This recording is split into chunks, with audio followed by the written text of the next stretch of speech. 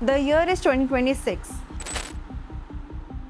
and the world is going through a change, a big, inevitable change. Some years ago, I used to visit shopping complexes regularly to get clothes. I knew every brand, every price range, and every quality that market offered because there were only few of them anyway. But within a span of few years, the market went through what we can call democratization. New players popped up with the same stuff the established one promised. Price ranges dropped and the process went almost online. This signified one thing. Business administration is now not just limited to the elites, the tier 1 colleges and the fancy suits. It has trickled down. The value of your MBA degree is represented by what you can do with it. Open a business, scale an existing one to a higher standards, or use it just to get a promotion. And that gets us asking one major question. Should we even do MBA?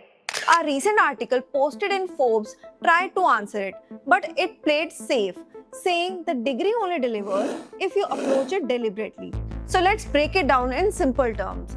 The reason why most of us choose to do an MBA is salary hike. There can be various factors hindering our growth, and an MBA seems an answer to all those problems. So where does that leave us? If skills have become the new currency, if anyone can learn marketing from YouTube, finance from a course, and leadership from a podcast, then what exactly is an MBA selling in 2026? Has it become another expensive certificate, or is there still something about it that cannot be downloaded? To answer that, let's first imagine a world without one. Here's the truth. You do not need MBA to build a successful career. Not if you are a software engineer, not if you are a designer, not if you are a creator, freelancer, consultant, or entrepreneur. Today, knowledge is everywhere. The internet has made world-class education available at the cost of the monthly subscription or sometimes completely free. You can learn how business works, how marketing influences buying decisions, how finance measures growth, how technology changes industries without ever stepping inside a classroom. And for a while, that works. Until your career begins asking different questions. Not can you build it, but can you lead the people building it? Not can you solve the problem, but can you decide which problem is worth solving? Because somewhere along the way, technical excellence stops being enough. The conversation shifts from execution to decision making, from doing the work to leading the work. And that's where business education quietly enters into the room. Despite everything changing around us, the purpose of an MBA hasn't. It was never supposed to teach you how to use Excel better or write better presentations. Its real job is much bigger than that. An MBA teaches you how different parts of a business talk to each other, why a marketing campaign succeeds, why a finance team rejects a seemingly brilliant idea, why operations can quietly destroy a profitable company, and why strategy is often less about finding the right answer and more about asking the right question. It's a framework for thinking, not just another qualification, which explains why, even in the age of AI, companies continue to hire MBA graduates. According to the GMAC Corporate Recruiter Survey 2025, employers continue to value MBA talent for leadership, strategic thinking, and problem solving, not simply technical knowledge.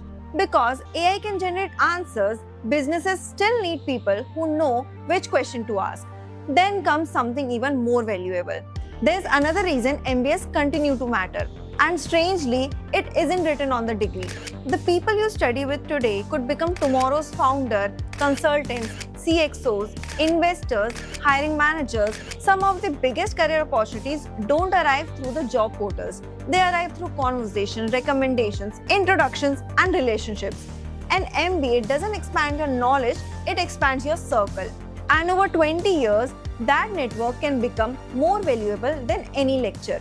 If the MBA is so valuable, why doesn't everyone get one? Because three obstacles keep getting in the way. The first obstacle, money. A traditional MBA is expensive, not just because of tuition, there's rent, travel, living expenses, and something people rarely calculate, the salary. The salary you stop earning while you're sitting inside a classroom. For many professionals, that opportunity cost becomes larger than the tuition itself. The second obstacle, time. A full-time MBA isn't just a course, it's a commitment, usually 2 years of commitment. And life doesn't always pause for education. Careers don't stop, businesses don't stop, families certainly don't stop. Walking away from everything you've built isn't an option for everyone. The third obstacle, flexibility. Even if someone can afford the money and somehow find the time, life still has its own schedule. Working professionals, parents, entrepreneurs, people managing responsibilities beyond their careers. For them, relocating to another city and attending classes every day simply isn't practical. Which is why thousands of people postpone an MBA not because they don't want one, but because life gets in the way. And that's why online MBA exists. Now imagine if those three problems simply disappeared. You continue earning, you continue gaining work experience, you continue growing inside your company, and at the same time, you complete your MBA.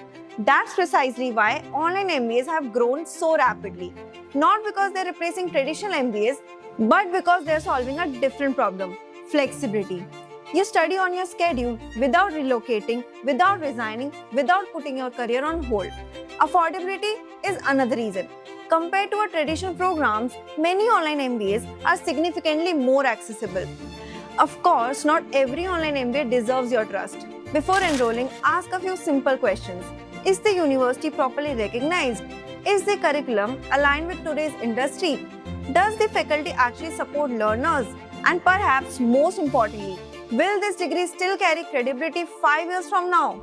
The Financial Times has also reported growing demand for online MBA programs among working professionals, largely because professionals increasingly want to upgrade their qualifications without stepping away from their careers.